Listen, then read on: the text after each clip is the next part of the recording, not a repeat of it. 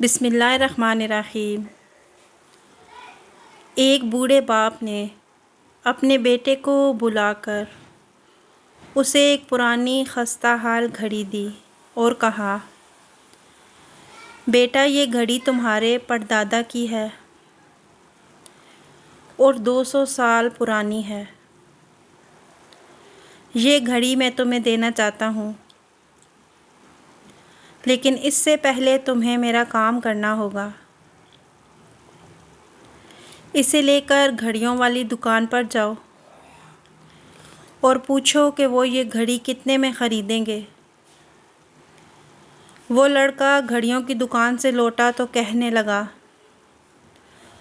دکاندار گھڑی کی حالت دیکھتے ہوئے 5 درہم سے زیادہ قیمت دینے کو تیار نہیں۔ باپ نے کہا، اب اسے وہاں لے جا کر بیچو جہاں قدیم نوادرات فروخت ہوتے ہیں۔ وہ لڑکا جب وہاں سے واپس آیا تو بولا، وہ لوگ اس کے 5000 درہم دینے کو تیار ہیں۔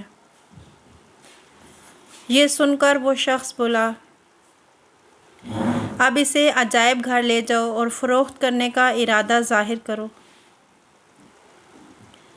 لڑکا عجائب گھر گیا اور واپس آ کر نہایت حیرانی کے عالم میں باپ کو بتایا۔ وہ لوگ اسے 50,000 درہم میں خریدنے کو تیار ہیں۔ اس بوڑھے شخص نے بیٹے کو مخاطب کیا اور کہا، اس گھڑی کی قیمت لگا کر میں تمہیں سمجھانا چاہتا تھا کہ اپنی ذات کو اس جگہ ضائع مت کرنا جہاں تمہاری قدر و منزلت نہ ہو۔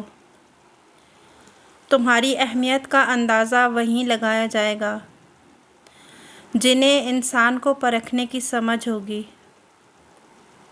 اس لیے زندگی میں اپنے آپ کو فضول لوگوں میں ضائع مت کرنا اور ان کی کڑوی کسیلی باتوں کی پرواہ کیے بغیر آگے بڑھ جانا جو تم سے حسد رکھتے ہیں اور بے بنیاد بغض کی وجہ سے قدر نہیں کرتے۔